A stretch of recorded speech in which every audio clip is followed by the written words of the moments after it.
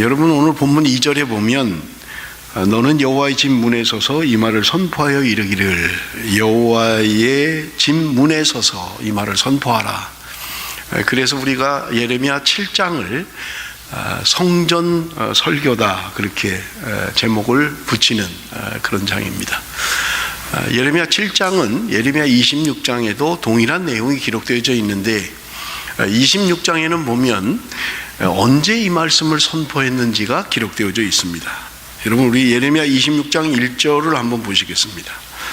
유다의 왕 요시야의 아들 여호야김이 다스리기 시작한 때 여호와께로부터 이 말씀이 임하여 이르시되, 요시야의 아들 여호야김이 왕이 되었을 때에 하나님의 말씀이 예레미야에게 임했다, 그렇게 이야기하고 있습니다. 여러분, 여호야김이라고 하는 이 왕은 요시야의 아들입니다. 여러분, 요시야 왕은 이스라엘의 14대 왕으로 종교개혁을 단행한 사람입니다. 성전을 수리하다가 성전 안에서 율법책을 발견하는데 신명기의 말씀을 발견하게 됩니다. 요시야 왕이 신명기의 말씀을 읽어보니까 우리가 하나님의 말씀대로 살지 않았기 때문에 지금 이런 어려움을 겪고 있다, 우리가 이런 고난을 겪고 있다는 것을 깨닫고 국가적으로 대대적인 종교개혁을 단행하게 됩니다. 하나님의 말씀대로 살아야 됩니다. 하나님의 말씀 앞에 돌아와야 됩니다. 여러분, 요시야 왕은 8살의 왕이 된 사람이에요. 여러분, 우리가 예레미야 처음 시작할 때 예레미야에게 하나님의 말씀이 임할 때가 요시야 왕 13년째였다, 그렇게 성경이 말씀하고 있는 거예요. 예레미야와 함께 종교개혁을 단행하고 이스라엘은 하나님 앞에 돌아오는 역사가 벌어지게 되는 거예요. 그런데 불행하게도 요시야 왕 통치 31년, 그의 나이 39살 때에 무기또 전투에서 그만 그는 사망하게 됩니다. 그리고 여호야김이 왕이 됐다는 거예요. 물론 중간에 여호하스라는 왕이 또 하나 있어요. 그러나 건너뛰어서 여호야김이 왕이 됐다는 말입니다. 그런데 여호야김이 왕이 된 다음에 아버지가 그렇게 선정을 베풀고 종교개혁을 단행했던 것을 전부 다 백지화시켜 버리는 거예요. 그리고 옛날처럼 우상숭배하고 그렇게 타락한 삶을 사는 것이 여호야김 때에 일어난 일입니다. 그때 하나님께서 예레미야를 통하여 오늘 이 말씀을 주셨다, 성전설교라고 하는 이 말씀을 주셨다, 그렇게 여러분 이해를 하시면 되겠습니다. 지난주에 우리가 예레미야 5장의 말씀을 가지고 한 사람을 찾습니다 라는 설교를 했습니다. 정의를 행하고 하나님의 진리의 말씀을 구하는 사람 한 사람을 찾으면 예루살렘 성을 멸망시키지 않겠다고 하나님이 하신 거예요. 그럼에도 불구하고 그 한 사람이 없어서 예루살렘은 결국 멸망하게 되는 것을 우리가 함께 은혜를 나눴습니다. 6장에 보면 그들이 무슨 짓을 했는지가 자세하게 기록되어져 있어요. 그래서 그러나 여러분, 6장은 건너뛰겠습니다. 일부 예배 때 제가 6장을 다 하니까 2시간 가까이 예배를 드렸어요. 그래서 도저히 6장을 다 하면 너무 설교가 길어질 것 같아서 오늘 본문 7장 우리 1절에서 3절로 갑니다. 7장 1절로 3절입니다. 우리 한번 다 같이 읽습니다. 예레미야 7장 1절에서 3절 다 같이 읽겠습니다. 여호와께로부터 예레미야에게 말씀이 임하니라. 이르시되 너는 여호와의 집 문에 서서 이 말을 선포하여 이르기를, 여호와께 예배하러 이 문으로 들어가는 유다 사람들이 여호와의 말씀을 들으라. 만군의 여호와 이스라엘의 하나님께서 이와 같이 말씀하시되 너희 길과 행위를 바르게 하라. 그리하면 내가 너희로 이곳에 살게 하리라. 여러분, 말씀드린 것처럼 지금 말씀을 선포하는 것이 어디라고 이야기하고 있습니까? 성전 문에서 말씀을 전하고 있다는 거예요. 성전 문에서 이 말씀을 선포하라는 거예요. 그런데 누구에게 이 말씀을 전하라고 이야기합니까? 누구 들으라고 이야기를 하라는 거예요? 여러분 보면 여호와께 예배하러 이 문으로 들어가는 유다 사람들에게 선포하라는 거예요. 안 믿는 세상 사람들에게 선포하라고 하는 말이 아니에요. 예배하러 하나님 앞에 나오는 선택받은 사람, 그 하나님의 사람에게 이 말씀을 선포하라는 거예요. 그러면서 하시는 말씀이 너희 길과 행위를 바르게 하라. 그리하면 내가 너희를 이곳에 살게 하리라.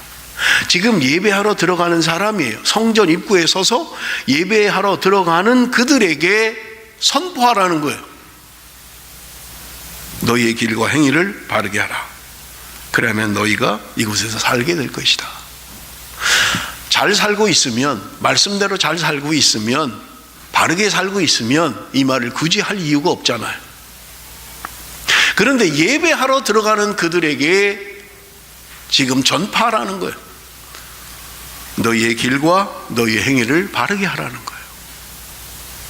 그렇다면 예배하러 오면서도 그들의 행위와 그들의 길은 바르지 않을 수 있다는 거예요. 하나님 앞에 예배하러 나오는데 그들의 행위가, 그들의 길이 바르지 않은 거예요. 사랑하는 성도 여러분, 수많은 선지자들이 하나님의 말씀을 선포할 때 여러분 우리의 태도를 여러분 지적하는 것을 볼 수 있습니다. 너희들이 마당만 밟고 다니고 있다. 너희들에게 나에게 절기로 지키는 게 나에게는 부담이다. 제발 좀 안 했으면 좋겠다. 너희들이 아름다운 예물을 가지고 이 자리에 나오지만 나는 이제 좀 그만했으면 좋겠다. 하나님이 말씀하시는 거예요. 예레미야에게 너는 성전문에 서서 예배하러 오는 자들에게 선포하고 외쳐라. 너희의 길과 행위를 바르게 해야 살 수 있다. 오늘 우리에게 말씀하고 있는 것입니다. 여러분 4절에 보십시오. 4절에 보니까 너희는 이것이 여호와의 성전이라 여호와의 성전이라 여호와의 성전이라 하는 거짓말을 믿지 말라. 여러분 질문을 좀 하겠습니다. 성전을 누가 처음 지었습니까? 어느 왕 때? 어느 왕 때 성전을 처음으로 지었습니까? 솔로몬이죠. 아셔도 대답을 잘 안 하시죠. 솔로몬 왕 때 처음으로 성전을 지었어요. 여러분 이스라엘의 성전은 하나밖에 없습니다. 하나밖에 없어요. 그런데 지금 4절에 뭐라고 이야기합니까? 너희는 이것이 여호와의 성전이라 여호와의 성전이라 여호와의 성전이라 하는 거짓말을 믿지 말라는 거예요. 여러분 성전 하나밖에 없어요. 무슨 모조품이 있는 것도 아니에요. 무슨 추상적인 그런 게 아니잖아요. 성전이라는 게 눈에 보이는 돌로 지은 건물이잖아요. 하나님의 집이잖아요. 그런데 이것이 하나님의 성전이다 라고 하는 거짓말을 믿지 말라는 거예요. 여러분 이해가 되세요? 아니 무슨 우리 마음에 무슨 어떤 보이지 않는 것도 아니고 성전이 하도 많아서 모조품이 있는 것도 아니고 이스라엘은 하나밖에 없는 성전이에요. 그런데 지금 하나님이 선포하는 거예요. 이것이 하나님의 성전이다 라고 하는 말에 속지 말라는 거예요. 믿지 말라는 거예요. 하나님의 성전 아니라는 거예요. 여러분 이스라엘 백성들이 여러분 성전 신앙, 성전에 대한 사모함과 성전에 대한 열망, 그리고 성전을 얼마나 중요시 여기는가는 여러분 말로 다 표현할 수 없는 거예요. 하나님이 계신 집이라고 생각하는 거예요.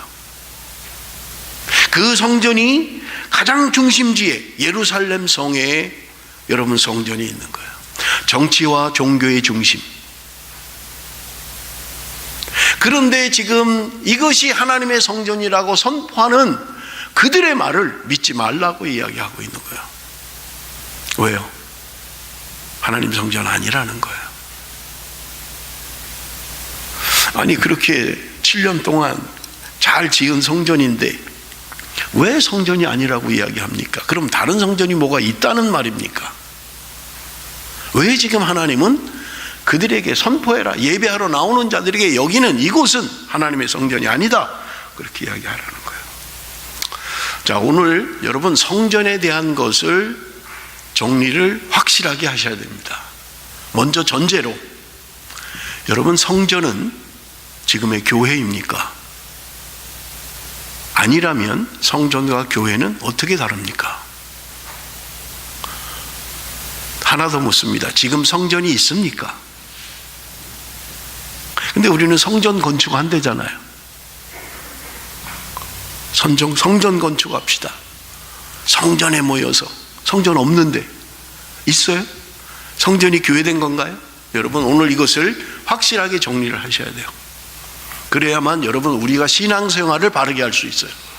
이걸 정리를 못하면 여러분, 우리는 잘못된 신앙생활을 할 수 있다는 거예요. 자, 우리 한번 봅시다. 한 번만 더 물을게요. 성전이 없을 때는 어떻게 했어요? 성전을 최초로 솔로몬 왕이 지었어요. 그러면 그 이전에는 어떻게 생활했냐고요? 예배가 없었나요? 안 드렸나요? 제사 안 드렸나요? 제사 드렸잖아요. 그죠? 시내산에서 계명을 받았을 때 하나님이 예배법에 대해서 전부 다 설명을 해 주셨잖아요. 자, 우리 한번 봅니다. 여호수아 18장 1절 우리 한번 보겠습니다. 여호수아 18장 1절 말씀 우리 한번 같이 읽습니다. 다 같이 시작.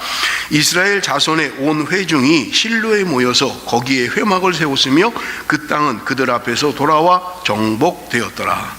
이스라엘 자손의 온 회중이 어디에 모였다고요? 실로에 모였다는 거예요. 실로. 여러분, 이 실로라고 하는 것은 이스라엘 백성들이 출애굽을 해서 가나안을 정복하고 그들이 최초로 모인 장소예요. 실로. 여러분, 오늘 우리가 읽은 말씀에도 실로라는 말이 나오죠. 좀 한번 좀 보고 가겠습니다. 예레미야 7장 12절에서 15절. 너희는 내가 처음으로 내 이름을 둔 처소 실로에 가서 내 백성 이스라엘의 악에 대하여 내가 어떻게 행하였는지를 보라. 여호와의 말씀이니라. 이제 너희가 그 모든 일을 행하였으며 내가 너희에게 말하되 새벽부터 부지런히 말하여도 듣지 아니하였고 너희를 불러도 대답하지 아니하였느니라. 그러므로 내가 실로에 행함같이 너희가 신뢰하는 바 내 이름으로 일컬음을 받는 이 집 곧 너희와 너희 조상들에게 준 이곳에 행하겠고 내가 너희 모든 형제 곧 에브라임 온 자손을 쫓아낸 것 같이 내 앞에서 너희를 쫓아내리라 하셨다 할지니라. 지금 실로라는 곳을 예레미야가 이야기하고 있어요. 그런데 실로에서 무슨 일이 벌어졌는데, 실로에서 어떤 일이 벌어졌길래 예레미야는 지금 실로를 실예로 들면서 너희들 실로를 알고 있지 않느냐, 그들이 어떻게 망했는지 알고 있지 않느냐, 내가 지금 이 예루살렘 성을 그렇게 멸망시킬 것이라고 실로를 예로 들어서 이야기하고 있는 거예요. 도대체 실로가 어디 있게?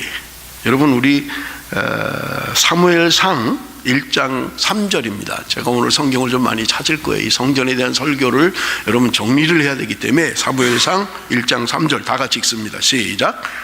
이 사람이 매년 자기 성읍에서 나와서 실로에 올라가서 만군의 여호와께 예배하며 제사를 드렸는데 엘리의 두 아들 홈리와 비느하스가 여호와의 제사장으로 거기에 있었더라. 여러분, 이 사람이라는 말은 다 읽질 않았습니다만은 엘가나라고 하는 사람이에요. 엘가나, 사무엘의 아버지죠. 이 엘가나에게는 두 아내가 있었는데 분인나라고 하는 아내와 한나라고 하는 아내가 있었습니다. 그런데 분인나라고 하는 이 아내는 아들이 있었어요. 그런데 한나는 아들을 낳지 못한 거예요. 그런데 그들이 여기 오늘 본문에 보면 매년 자기 성읍에서 나와서 실로에 올라가서 만군의 여호와께 예배하며 제사를 드렸다. 그 당시에 성전이 없을 때는 실로라고 하는 것이 종교의 중심이요 정치의 중심이었던 거예요. 그래서 사람들이 1년에 한 번씩 매년 실로에 모여서 예배를 드렸는데, 이 실로가 중심이 된 이 정치와 종교의 중심인 이 실로는 적어도 이스라엘 백성들에게 300년 이상 그들의 중심이 된 도시였던 것입니다. 그런데 이 실로가 어떻게 되었느냐? 너희들도 이 실로와 같이 내가 다 쫓아내버리고 말 것이다 라고 이야기하고 있는 거예요. 자, 그럼 도대체 실로에서 무슨 일이 벌어졌는가 하는 것입니다. 여러분, 사무엘상 4장에 보면 이스라엘 백성들이 블레셋과 전투가 벌어집니다. 블레셋과의 전투에서 이스라엘이 패배해요. 그래서 4,000명가량이 죽었다고 성경이 기록하고 있습니다. 여러분, 전쟁에서 4,000명이 죽었어요. 전쟁에 진 거예요. 그러니까 그들이 모여서 실망하고 낙심하면서 도대체 우리가 이제 어떻게 해야 되느냐라고 할 때 장로들이 일어나서 이야기를 해요. 그러지 말고 우리 실로에 있는 하나님의 언약궤, 하나님의 법궤, 하나님의 증거궤, 똑같은 이름에다 하나님의 법궤를 모셔와서 이 전쟁에 나가자. 그럼 우리는 승리하게 될 것이다. 왜냐하면 법궤를 앞장세워서 그들은 요단강을 건넜고 법궤를 앞장세워서 수많은 전쟁에 승리했어요. 하나님의 법궤가 함께하는 곳에 그들에게는 승리가 있었던 거예요. 그러니까 장로들 중에 누가 하나가 그 실로에 가서 법궤를 가져와서 전쟁에 나가면 우리가 승리하게 될 것이다. 백성 모두가 다 찬성을 하는 거예요. 그거 참 좋은 아이디어다. 왜 우리가 진작 그 생각을 못했을까?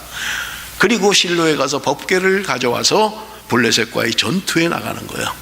그런데 결론은 법궤를 앞세우고 전쟁에 나갔지만 3만 명이 죽고 완전히 초토화돼 버리는 거예요.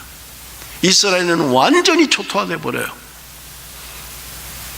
여러분, 현대전도 전쟁이라고 하는 것은 비참합니다. 지금 핵전쟁 이런 얘기 자꾸 나오는데요. 정말 어느 나라에든지 핵이 한번 터지면 이건 엄청난 재난이에요. 상상할 수 없는 재난입니다. 일본에 떨어뜨렸던 수소폭탄, 그것보다 500배의 화력을 가지고 있다는 거예요. 핵폭탄 하나가 터지면 순식간에 죽는 거예요. 순식간에 끝나버리는 거예요. 지금 이스라엘 백성들이 전쟁에 지고 3만 명이 죽었다는 말은 여러분, 실로가 완전히 초토화된 거예요. 전쟁터가 완전히 망해버린 거예요. 여러분, 재래식 전쟁이라고 하는 것은 현대전과 또 많이 다르죠. 전쟁에 지면 왕이든지 장수든지 목을 쳐서 그 머리를 나무에다 매달고 승리를 자축하는 거예요. 여러분, 재래식 전쟁은 신들의 전쟁입니다. 내가 믿는 신이 강하냐, 너희들이 믿는 신이 강하냐의 전쟁이에요. 그런데 이스라엘이 패배한 거예요. 3만 명이 죽었어요.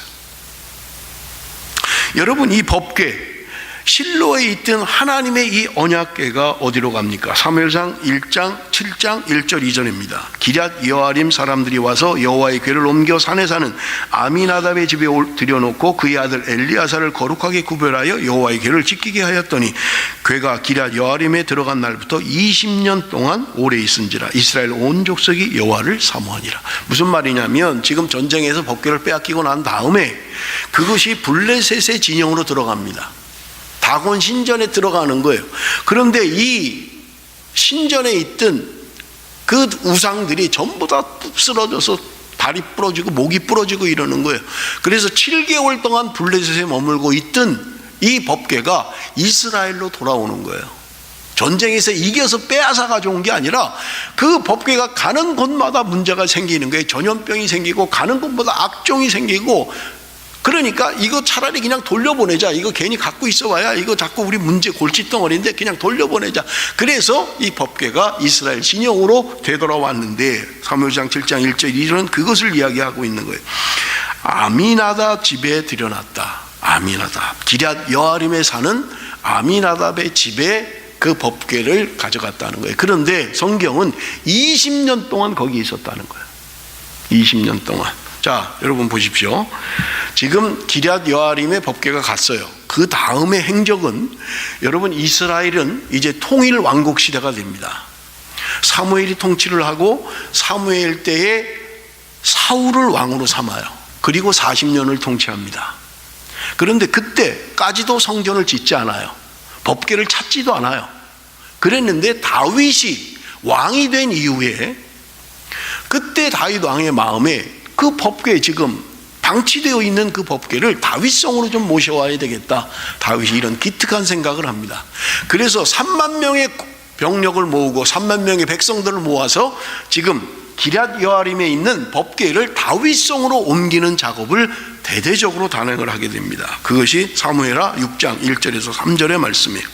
다윗이 이스라엘에서 뽑은 무리 3만 명을 다시 모으고 다윗이 일어나 자기와 함께 있는 모든 사람과 더불어 바알레 유다로 가서 거기서 하나님의 궤를 메어오려 하니 그 궤는 그룹들 사이에 좌정하신 만군의 여호와의 이름으로 불리는 것이라. 그들이 하나님의 궤를 새수리에 싣고 산에 있는 아비나답의 집에서 나오는데 아비나답의 아들 웃사와 아요가 그 새수레를 무니라.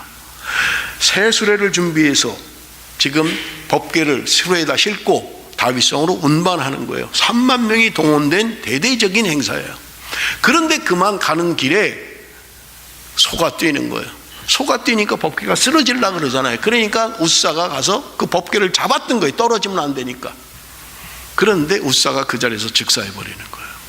이거를 본 다윗이 내가 저 법궤를 어떻게 내가 가지고 올 수 있을까? 나 못 가져가겠다. 그래서 그냥 다윗성으로 돌아가 버려요. 그리고 그 법궤는 오벳에돔의 집에 3개월을 머무는데 하나님이 3개월 동안 오벳에돔의 집을 축복했다고 성경은 기록하고 있습니다. 누군가 이야기를 합니다. 다윗 왕에게. 다윗 왕이요, 지금 법궤가 있는 오벳에돔의 집에 축복을 받고 지금 그렇게 지냈습니다. 그러니까 다윗성으로 모셔와야 됩니다.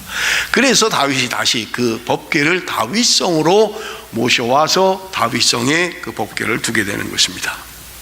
자, 보세요. 다윗 왕이 지금 다윗성으로 법궤를 모셔온 이후에 다윗 왕의 마음은 하나님의 성전을 짓는 것을 사모했어요. 내가 이런 좋은 왕궁에 머물면서 하나님의 집은 이렇게 텐트에 보잘것없는 것에 있는 게 마음이 아팠던 거예요. 그래서 내가 성전을 지어야 되겠다는 생각을 하게 됩니다. 여러분, 우리 사무엘상 7장 5절에서 7절입니다. 우리 한번 좀 같이 읽어볼까요? 사무엘상 5장 7장 5절에서 7절 다 같이 읽습니다. 시작. 가서 내 종 다윗에게 말하기를 여호와께서 이와 같이 말씀하시되 내가 나를 위하여 내가 살 집을 건축하겠느냐? 내가 이스라엘 자손을 애굽에서 인도하여 내던 날부터 오늘까지 집에 살지 아니하고 장막과 성막 안에 다녔나니 이스라엘 자손과 더불어 다니는 모든 곳에서 내가 내 백성 이스라엘을 먹이라고 그 명령한 이스라엘 어느 지파들 가운데 하나에게 내가 말하기를 너희가 어찌하여 나를 위하여 백향목 집을 건축하지 아니하였느냐고 말하였느냐. 지금 다윗이 성전 건축을 하는 마음을 가지고 나단 선지자에게 이야기한 거예요. 그런데 나단 선지자가 참 좋은 생각입니다. 그런데 하나님이 지금 나타나셔서 말씀하시는 거예요. 그러면서 하시는 말씀이 뭐냐면 내가 언제 너희들한테 내가 살 집을 지으라고 이야기한 적이 있느냐. 출애굽을 해서 지금까지 내가 성막 텐트지요, 회막 그냥 텐트예요. 내가 거기 있었고 내가 너희들과 함께 있었는데 내가 어느 지파에게인들 나를 위하여 백향목으로 성전을 지어달라고 말한 적이 있느냐, 그 말이에요. 무슨 말입니까? 하나님이 언제 내가 성전 지어달라고 했냐는 거예요. 너희들의 소원이지, 너희들의 마음이지. 물론 하나님이 그것을 가상하게 여기시긴 합니다. 그러나 하나님이 그렇게 원한 적이 없다는 거예요. 나를 위하여 집을 지어라, 나를 위하여 돌로 성전을 지어라, 그러면 내가 행복하겠다, 그럼 내가 영광을 받겠다, 그렇게 하신 적이 없다는 거예요. 내가 너희들과 텐트 속에 함께 있을지언정 내가 너희들에게 집을 지어달라고 해본 적이 있느냐, 그 이야기를 하고 있는 거예요. 그러면서 하나님이 말씀하십니다. 다윗아, 네가 그런 마음이 참 고맙기는 하지만 나는 너를 통해서 성전 짓는 것을 허락하지 않는다. 내 씨에서 날 내 자손 솔로몬이, 그래서 솔로몬이 성전을 짓는 거예요. 내 자손이, 내 씨가 내 집을 짓게 될 것이다 라고 이야기했던 거예요. 그래서 여러분, 열왕기상으로 가면 이제 솔로몬이 왕위로 즉위를 합니다. 다윗은 죽고요, 이제 솔로몬이 왕이 돼요. 그래서 열왕기상 6장 1절에 보면 이스라엘 자손이 애굽 땅에서 나온 지 480년이요 솔로몬의 이스라엘 왕이 된 지 4년 12월 곧 둘째 달에 솔로몬이 여호와를 위하여 성전 건축하기를 시작하였더라.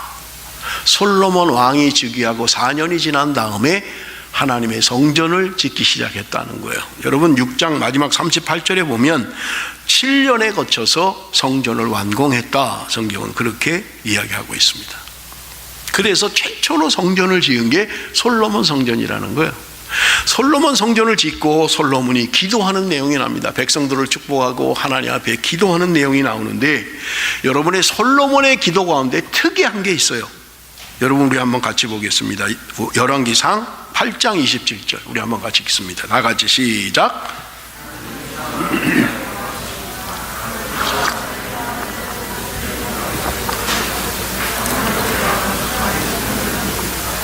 솔로몬이 성전을 완공하고 그가 하나님 앞에 기도하면서 하는 내용이 뭐냐? 하나님이 참으로 땅에 거하시리이까? 하늘과 하늘들의 하늘이라도 주를 용납하지 못하겠거든. 하물며 내가 건축한 이 성전이오리까? 무슨 말이에요? 하나님을 이 땅에 어디 둘 데가 없다는 거예요. 하늘과 하늘이라도 감당하지 못하는 거예요. 하물며 내가 뭐 아름답게 7년 동안 지은 성전이라고 하지만 이 성전에 하나님을 어떻게 두시겠냐는 거예요. 하나님은 어디에 머물러 계신 분이 아니라는 거예요. 온 우주 삼라만상을 만드시고 창조하신 그 하나님이 어떻게 우리가 만든 그 건물 속에 하나님을 가두실 수 있습니까? 그렇게 이야기하고 있는 거예요. 성전을 완공하고 솔로몬이 기도하는 장면이 나옵니다. 여러분, 그게 열왕기상 8장 30절 중요한 말씀입니다. 우리 한번 같이 읽습니다. 다 같이 읽겠습니다. 열왕기상 8장 30절 다 같이 시작. 주의 종과 주의 백성 이스라엘이 이곳을 향하여 기도할 때 주는 그 간구함을 들으시되 주께서 계신 곳 하늘에서 들으시고 들으시사 사하여 주옵소서. 여러분, 이스라엘의 중요한 신앙이 있는데 그게 뭐냐면 성전 신앙입니다. 성전을 중심으로 모이고 성전을 중요하게 여기는 성전 신앙을 가지고 있는 거예요.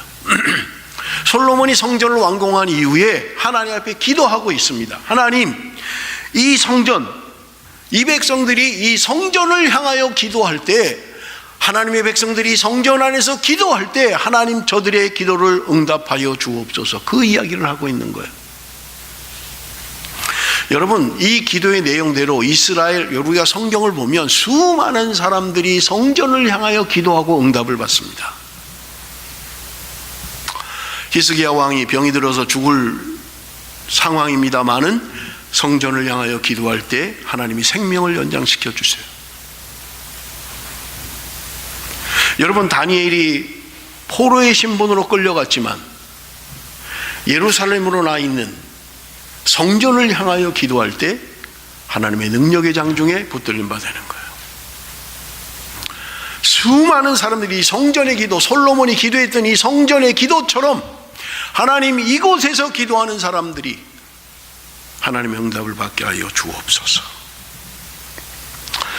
여러분, 성전 신앙이라고 하는 것은 솔로몬의 기도 가운데 22절에서 53절까지 장황하게 기도하고 있어요. 그런데 요약하면 5가지로 요약할 수 있어요. 여러분, 그 첫째가 뭐냐? 이스라엘 백성들이 범죄에서 전쟁에 패배했을 때 하나님 저들이 돌아올 수 있도록, 이 성전을 향하여 기도하면 하나님 저들이 돌아올 수 있도록 해주십시오. 두 번째, 이스라엘 백성들이 범죄해서 비가 오지 않는 거예요. 농경사회입니다. 비가 안 오면 끝나는 거예요. 먹을 것이 없어지는 거예요. 그들이 범죄해서 비가 오지 않을 때 하나님 성전을 향하여 손을 들고 기도하면 하나님 비를 내려주셔서 우리에게 풍년을 허락해 주옵소서. 세 번째는요, 기근과 전염병과 재앙과 질병이 있을 때 하나님의 성전을 향하여 기도하면 하나님 우리를 고쳐주옵소서. 그런 내용이에요. 여러분, 네 번째 기도는 아주 특이한 기도입니다. 이방인이라 할지라도 이방인이 하나님을 믿고 성전을 향하여 기도하면 하나님 그 이방인의 기도도 들어응답해 주옵소서. 마지막 5번째 기도는요, 우리가 범죄해서 전쟁에 패하여 포로로 끌려갔을 때 하나님 이 성전을 향하여 통회하고 회개하고 기도하면 하나님 우리를 돌아오게 해 주십시오 라는 기도의 내용이에요. 여러분, 이 성전 중심의 신앙, 이게 지금까지도 우리에게 있잖아요. 그래서 집에서 기도하는 것보다 그래도 교회 나와서 기도하면 더 잘 들으시는 것 같고 더 잘 응답하시는 것 같고. 여러분, 이 성전 중심의 이 신앙, 오늘 우리가 기도하는 내용들이 아닌가요? 하나님, 비가 멈췄을 때 기도하면 비를 내려주십시오. 내가 질병이 있을 때, 재앙이 있을 때 우리가 기도하면 이 병을 고쳐주십시오. 하나님, 사업을 위하여 기도할 때 하나님 우리의 사업이 풍성케 해주시기를 원합니다. 우리의 자녀들이 잘 되기를 원합니다. 솔로몬이 기도했던 이런 기도의 내용이잖아요.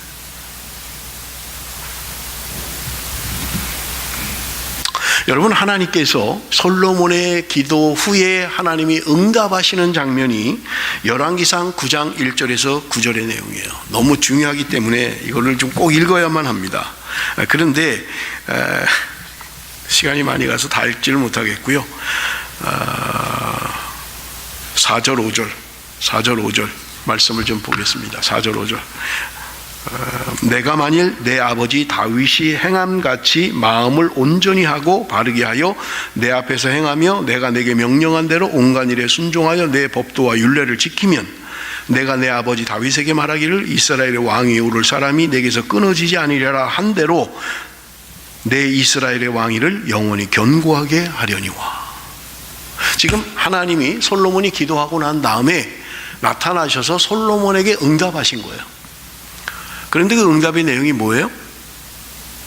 내 아버지 다윗이 행함같이 마음을 온전히 하고 바르게 하여 내 앞에 행하며 내가 내게 명령한 대로 순종해서 율례와 규례를 지키면 내 왕위가 영원히 흔들리지 않게 될 거라는 거예요. 지금 하나님이 다윗과 같이 축복하는 조건이 뭐예요? 하나님의 말씀을 순종하고 하나님의 말씀인 율례와 규례를 지키라는 거예요. 그러면 축복하겠다는 거예요. 성전에만 나오면 무슨 짓을 하든 다 만사형통이고, 성전에만 나오면 모든 병이 고쳐지고, 성전에만 나오면 모든 것이 회복되고, 그런 얘기를 하고 있는 게 아니에요. 하나님은 너희들이 다윗이 행했던 것처럼 너희들의 마음이 순전하게, 그리고 너희들의 삶이 말씀에 순종하며 규례와 율례를 지키는 삶을 살으라고 이야기하고 있는 거예요. 더 중요한 것은요, 너희들이 말씀대로 살지 않으면 어떻게 되느냐? 6절 7절입니다. 6절 7절 우리 한번 다 같이 읽어보겠습니다. 시작. 만일 너희나 너희의 자손이 아주 돌아서서 나를 따르지 아니하며 내가 너희 앞에 둔 나의 계명과 법도를 지키지 아니하고 가서 다른 신을 섬겨 그것을 경배하면 내가 이스라엘을 내가 그들에게 준 땅에서 끊어버릴 것이요 내 이름을 위하여 내가 거룩하게 구별한 이 성전이라도 내 앞에서 던져버리리니 이스라엘 모든 민족 가운데서 속담거리와 이야기거리가 될 것이며. 무슨 말이에요? 너희들이 하나님의 말씀을 듣고 말씀대로 순종하고 살면 내가 다윗에게 약속한 것처럼 너희의 모든 왕권을 회복시키고 견고하게 하겠지만, 너희들이 말씀을 지키지 않으면, 말씀대로 살지 않으면 내가 너희들 끊어버리겠다는 거예요. 너희들이 그렇게 소중하게 여기는 성전이라 할지라도 내가 던져버리겠다는 거예요. 그리고 너희들은 안 믿는 자들에게 조롱거리가 될 것이다. 비웃음거리가 될 것이다. 여러분, 솔로몬 성전을 짓고 그 솔로몬 성전에 대한 그런 성전 중심의 신앙을 가진 그들, 하나님이 그들에게 하시는 말씀 뭐예요? 너희들이 말씀을 듣고 말씀에 순종하고 규례와 율례를 지키라는 거예요. 너희가 하나님의 말씀대로 율례와 규례를 지키지 않으면 너희들이 그렇게 소중하게 여기는 성전이라 할지라도 부셔버리겠다는 거예요. 던져버리겠다는 거예요. 너희들이 나를 하나님의 택한 백성이요 하나님을 섬기는 선민이라고 생각하지만 내가 너희들을 끊어버릴 것이라고 이야기하는 거예요. 이 뒷부분은 얘기를 안 하는 거예요. 성전에 나와서 기도하면 복입니다. 그래서 성전을 지어야 됩니다. 하나님은 오늘 우리에게 말씀하시는 거예요. 내가 언제 너희들한테 성전 지어달라 그랬냐? 내가 언제 너희들에게 백향목으로 아름다운 성전을 지어 바치면 내가 영광을 받는다고 했느냐? 자기 마음에 자기 마음, 자기 위로, 자기 드러내는 거. 내가 이런 큰 교회를 지어서 바쳤습니다. 몇 천억을 들여서 교회를. 파이프 오르간 하나가 우리는 5억 10억입니다. 등 하나가 몇 천만 원입니다. 그랜드 피아노가 몇 억짜리입니다. 지금 하나님이 예레미야 선지자를 통하여 너는 성전 문에 서서 예배하러 들어가는 자들에게 분명히 외쳐라. 너희 길과 너희 행위를 바르게 하지 않으면 너희들에겐 소망이 없어. 난 너희들을 던져버릴 거야. 나는 너희들을 멸망시켜버릴 거야. 여러분 적어도 하나님 앞에 예배하러 나오는 자들이잖아요. 그래도 하나님의 성전에 예배하러 나오는 사람들이잖아요. 그런데 그들에게 외치라는 거예요. 너희의 길과 행위를 바르게 해. 너희의 삶이 없는 예배, 내가 아주 진저리가 난다.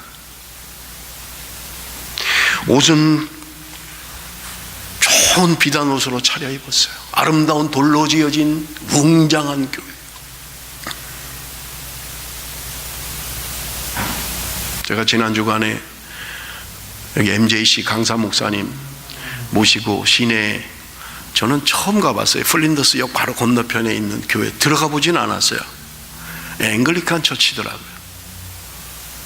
목사님 모시고 그 교회, 또 헨리 데이비스를 파송한 스코트 처치 교회들을 돌아봤어요. 들어가니까 너무 멋있는 거예요. 막 돌로 지어가지고 막 그냥 천장은 높고 너무 아름다운 거예요. 멜번에 이렇게 아름다운 교회가 있었네. 나 처음 들어가 봤어요. 10년 넘게 살면서. 웅장한 교회, 차려입은 성도들이 예물을 들고 하나님 앞에 나와요. 그런데 그들에게 외쳐라. 그들에게 선포해라. 너희의 길과 너희의 행위를 바르게 해라. 하나님 앞에 나와 예배한다고 하면서도 세상과 타협하고 세상의 방식으로 살아가고,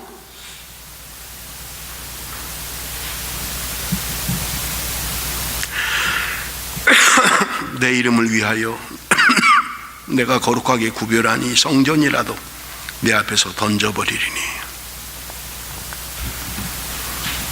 눈에 보이는 성전이 중요하지 않다는 거예요. 죄송합니다. 지금 예레미야가 실로의 예를 드는 이유가 무엇입니까? 그들은 법계만 앞세우면 되는 줄 알았어요. 또 하나님이 그렇게 하셨어요. 그래서 그 하나님보다 더 중요하게 여기는 게 법계였던 거예요. 그들은 성전을 중요하게 여겼어요. 성전 안에 계신 하나님의 마음은 관계없어요. 눈에 보이는 현상만 붙드는 거예요. 눈에 보이는 것만 붙드는 거예요. 그러면 되는 줄 알았어요. 여기 오늘 말씀처럼, 10절의 말씀처럼 그렇게 하고 그들은 나는 구원을 얻었습니다. 내가 이렇게 예배하는데, 내가 이렇게 하나님 앞에 나와서 예배하는데 나는 구원을 받았습니다. 가증스럽다는 거예요, 하나님이.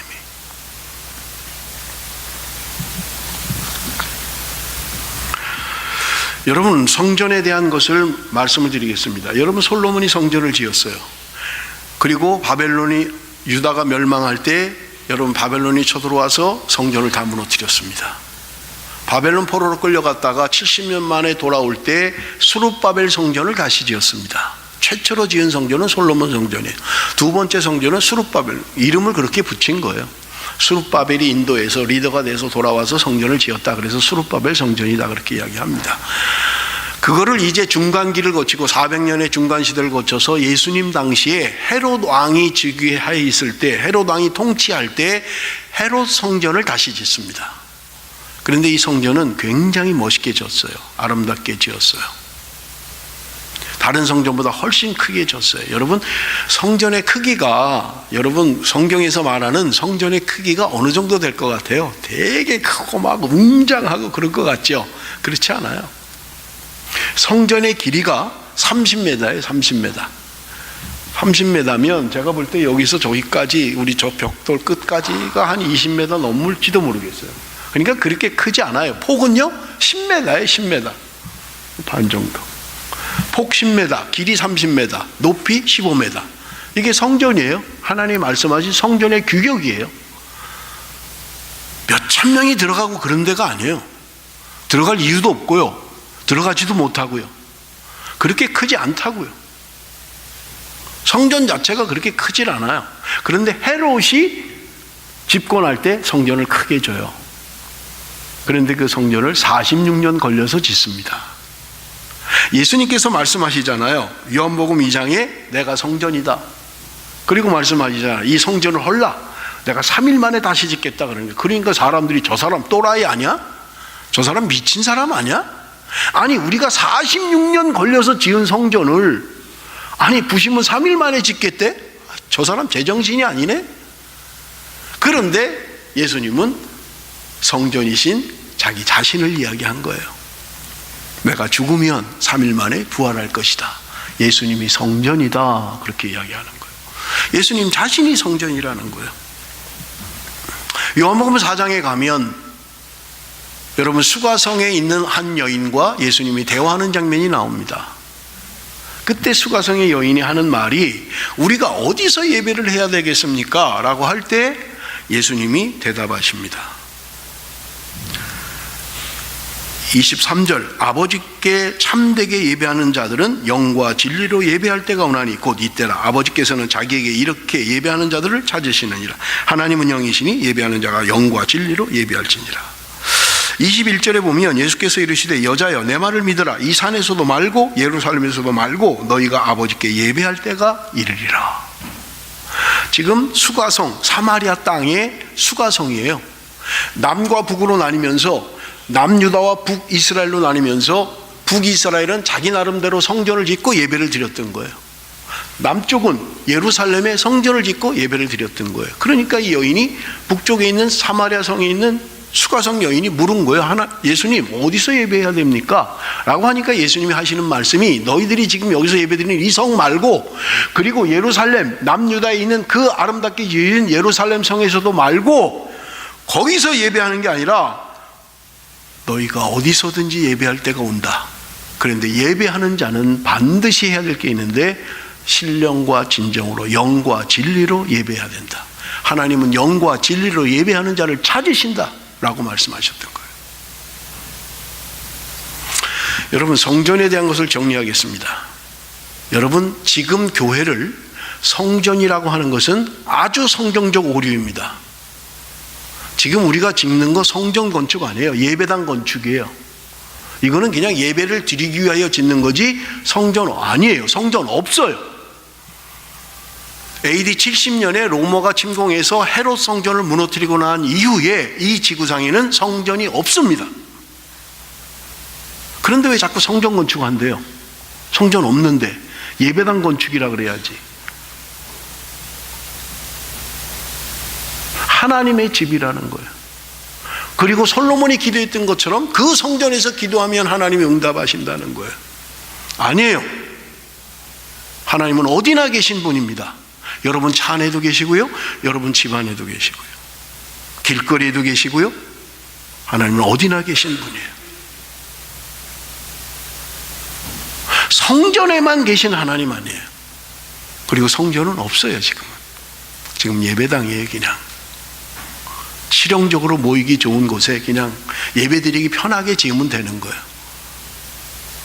여기에 무슨 막 거창하게 마치 겉모습이. 여러분 하나님은 예레미야를 통하여 말씀하신 것처럼 저와 여러분에게 말씀하시는 거예요. 내가 언제 너희들한테 성전 지어달라 그랬냐? 내가 언제 너희들에게 백향목으로 아름다운 집을 지으라고 했냐? 하나님은 그런 적이 없다는 거예요. 성전 안에도 머물러 계시지 않는 분, 모든 것에 편지하신 분, 어디나 계신 분, 우리의 삶의 모습을 불꽃 같은 눈으로 보시는 분. 그러므로 너희가 장소에 관계없이 건물에 관계없이 너희들이 하나님 앞에 예배할 때는 반드시 영과 진리로 예배해야 된다. 내가 찾는 것은 영과 진리로 예배하는 그 사람을 찾고 있는 것이다. 너희들이 거창하게 몇백억 몇천억을 들여서 지은 아름다운 성전에 내가 있는 게 아니라, 내가 그래야만 영광을 받고 그래야만 예배를 받는 게 아니라, 너희들의 마음이 바른 길을, 바른 행위를, 바른 길을, 바른 삶을 사는 그 예배, 그래야 내가 그 예배를 받는다. 그래야 내가 너희들과 함께한다.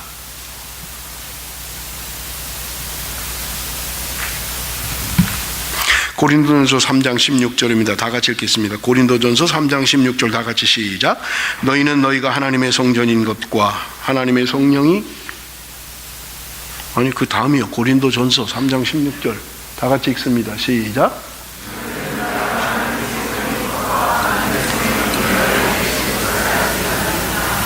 예수님께서 자신이 성전이라고 말씀하셨어요. 바울이 이야기하기를 너희가 하나님의 성전인 것과 하나님의 성령이 너희 안에 계시는 것을 알지 못하느냐? 너희가 성전이야. 너희가 성전이야. 예수 그리스도를 주로 고백하는 하나님의 백성이 성전이라고 이야기해요. 구약의 성전 없어요. 지금은 우리가 성전이라는 거예요. 우리가 모인 것이, 성전이 모인 것이 교회를 이루는 거예요. 여러분, 요한계시록 21장 22절 성 안에 내가 성전을 보지 못하였으니 이는 주 하나님 곧 전능하신 이와 및 어린 양이 그 성전이십니다. 제가 새가족반 공부를 할 때마다 반드시 하는 이야기예요. 마지막 때 요한계시록 그 하나님 나라에 가보니까 성전이 없어요. 성전이 없다고요. 하나님과 어린 양 예수 그리스도 그분이 성전이십니다. 우리가 하나님을 모시고 내 안에 성령이 있고 내 안에 주님이 있으면 우리가 성전이 된다는 거예요. 그래서 바울이 이야기한 것은 영적으로 우리가 성전이라는 거예요. 우리가 성전이라는 거예요. 예레미야를 통하여 하나님이 예배하러 들어가는 자들에게 외치시는 말씀입니다. 예레미야 7장 5절에서 7절 말씀 다 같이 읽습니다. 예레미야 7장 5절에서 7절 다 같이 읽습니다. 시작. 너희가 만일 길과 행위를 참으로 바르게 하여 이웃들 사이에 정의를 행하며 이방인과 고아의 과부를 압제하지 아니하며 무지한 자의 피를 이곳에서 흘리지 아니하며 다른 신들 뒤를 따라 화를 자초하지 아니하면 내가 너희를 이곳에 살게 하리니 곧 너희 조상에게 영원 무궁토록 준 땅이니라. 너희들이 바르게 하라는 거예요. 이웃들 사이에 정의를 행하라는 거예요. 이방인과 고아와 과부를 압제하지 말라는 거예요. 무지한 자의 피를 이곳에서 흘리지 말라는 거예요. 너희 행위를 바르게 하라는 거예요.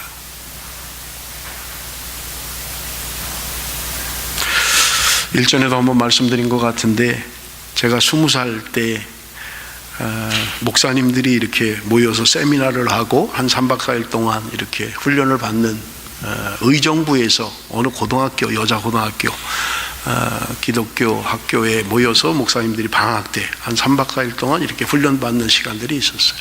뭐 저는 목사도 아닌데 목사님이 같이 가자 그래서 참석을 했어요. 낮에는 이제 세미나를 하고 저녁에는 식사를 하고 오랜만에 만난 동기 목사, 후배 목사 만나서 이렇게 드론드론 얘기를 하는 거예요. 그런데 한 목사님이 고민을 이야기하는 거예요. 우리 위에 권사님이 한 분 계신데 11조도 많이 하신대요. 감사헌금도 많이 하신대요. 그리고 무슨 교회 봉사 이런 거 있으면 그저 열일 제쳐놓고 와서 정말 열심으로 잘한다는 거예요. 그런데 그분이 포주라는 거예요. 일부 예배 때 학생들이 전혀 모르더라고요. 포주라는 말을. 의정부에 성매매를 알선하고 그게 사업의 자기. 성매매 알선하고 돈 받는 거. 그런데 11조도 많이 한대요. 감상금도 잘한대요. 봉사도 잘한대요. 그래서 자기가 고민이라는 거예요. 이 권사님을 어떻게 해야 되나?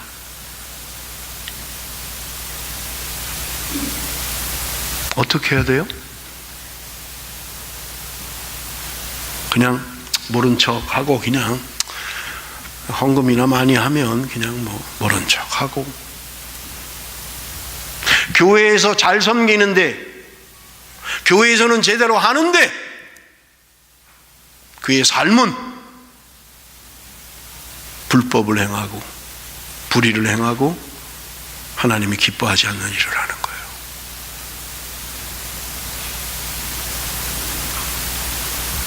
오늘날 교회가 성도들의 삶에 대하여 목사들이 말을 하지 않는다면 사건입니다.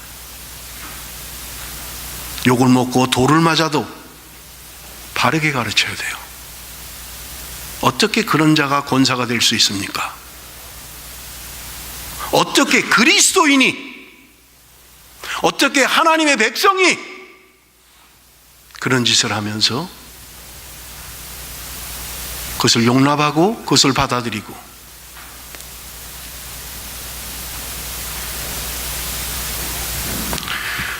여러분, 호주도 저도 투표를 했습니다마는 동성애에 대하여 찬성이냐 반대냐, 동성애 결혼에 대하여 저는 묻지도 않고 우리 것 다 해버렸어요. 한꺼번에 제 거, 우리 집사람 거, 우리 애들 거 전부 다 노 해서 보내버려요. 왜요? 성경에 금하고 있잖아요. 성경이 아니라고 하고 있잖아요. 그런데 시대가 그렇다면 그런 거예요? 다수가 그렇다면 그런 거예요? 아니에요. 그것 때문에 감옥을 간다 하더라도, 그것 때문에 불이익을 받는다 하더라도 아닌 것은 아니라고 이야기할 수 있는, 그게 하나님의 사람이요 하나님의 말씀 아니에요? 우리는 무엇을 따라가고 있는 거예요 지금?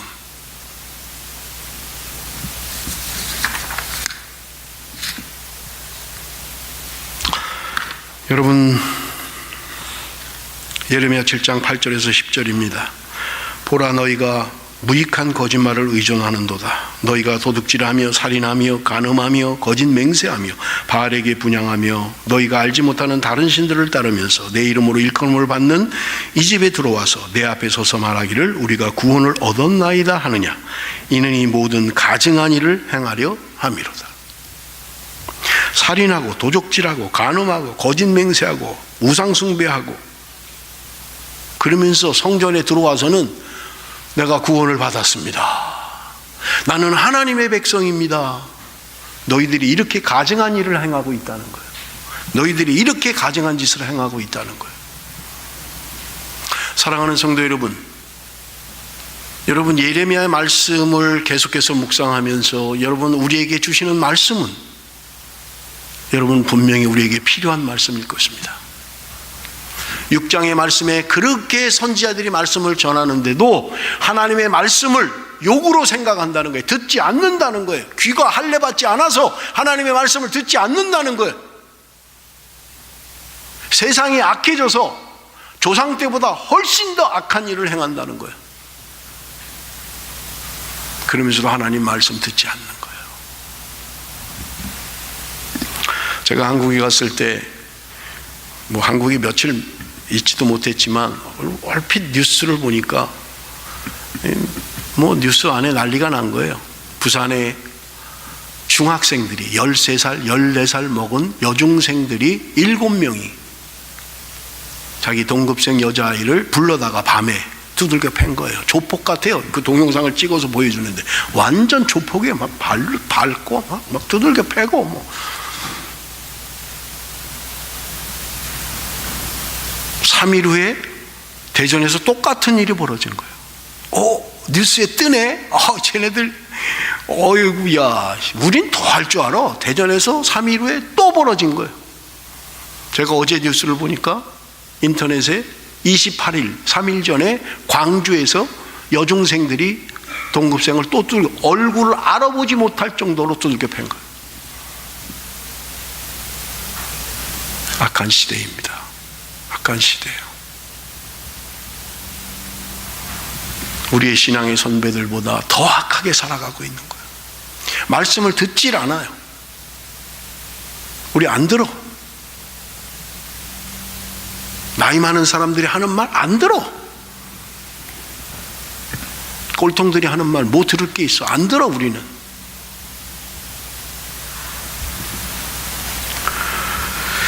여러분 마지막 7장 13절에서 15절입니다. 우리 한번 마지막으로 같이 읽습니다. 7장 13절에서 15절 다 같이 읽습니다. 시작.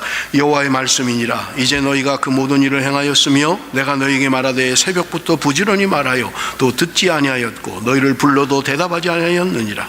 그러므로 내가 실로의 행함같이 너희가 신뢰하는 바 내 이름으로 일컬음을 받는 이 집 곧 너희와 너희 조상들에게 준 이곳에 행하겠고 내가 너희 모든 형제 곧 에브라임 온 자손을 쫓아낸 것 같이 내 앞에서 너희를 쫓아내리라 하셨다 할지니라. 새벽부터 부지런히 말하여도 듣지 아니하였고 너희를 불러도 대답하지 않았다. 하나님이 수많은 선지자를 통해서 말씀을 선포하고 돌아오라고 외쳤지만 그들은 돌아오지 않았던 거예요. 듣지 않았던 거예요. 오늘날 주일마다 선포되어지는 하나님의 말씀을 들으면서도 전혀 우리의 삶은 바뀔 생각을 하지 않는 거예요. 나는 내 뜻대로 살 거야. 나는 내 생각대로 살 거야. 하나님의 말씀이 뭘 말하든 나는 내 생각이 중요해. 내 뜻이 중요해. 내 삶이 중요해. 하나님이 하라고 하는 것도 하지 않으면서 자기를 합리화하는 거예요. 너희들이 그렇게 행하고도 얼굴 하나 부끄러워하지 않고 얼굴 하나 뜨뜻해지지 않고 붉어지지 않는, 여러분 오늘 저와 여러분의 모습은 아닙니까?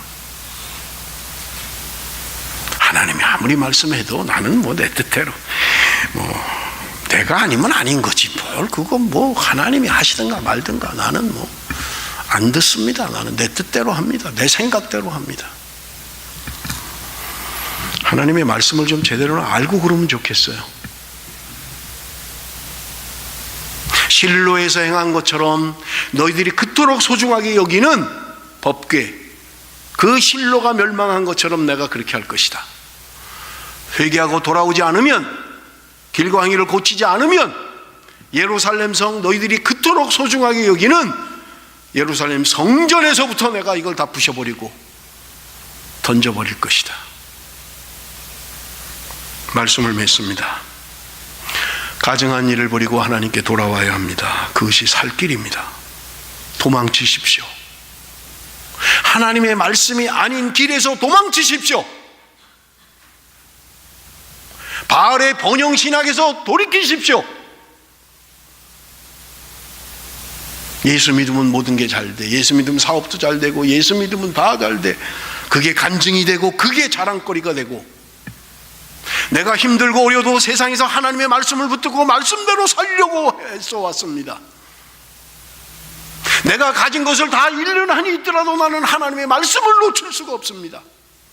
내가 어떤 이 땅에서 불이익을 당한다 할지라도 하나님의 말씀이 내 삶의 기준이고, 하나님은 나의 왕이시며 예수 그리스도는 나의 주이십니다.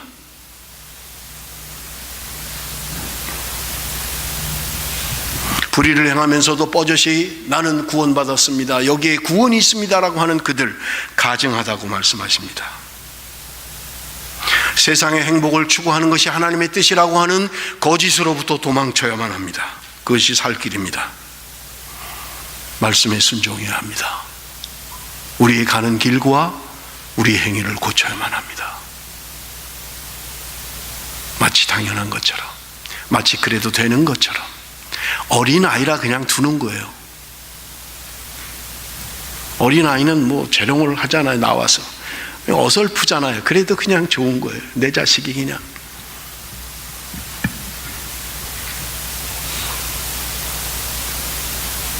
여러분, 언제부터인가 저는 여러분들이 자율적으로 신앙생활 하도록 자꾸 유도를 합니다.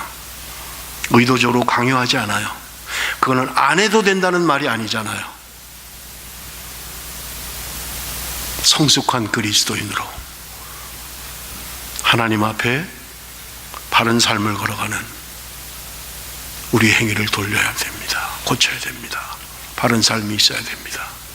하나님이 오늘 저와 여러분에게 원하는 것은 너희들이 돈을 들여서 짓는 아름다운 성전을 내가 원하는 게 아니다.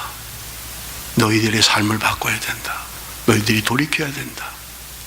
세상에서 힘든 삶을 살고 있지만, 이민생활에 어려움이 있지만 너희들이 그래도 붙들어야 할 것은 하나님의 말씀이요, 하나님의 말씀이 중심이 된 삶을 살아야 된다고 말씀하고 있는, 사랑하는 성도 여러분, 돌이키십시다. 돌아갑시다. 도망치십시다. 세상이 유혹하는 그 달콤함으로부터 도망쳐야만 합니다. 하나님이 오늘 저와 여러분에게 원하는 것은 그런 세상의 달콤함이 아닙니다. 힘들고 어려워도 주의 말씀을 붙들고 주의 말씀에 순종하며 살아가는, 내 길과 행위를 고치기를 소원하는 하나님의 백성으로의 삶을 사십시다. 기도하겠습니다.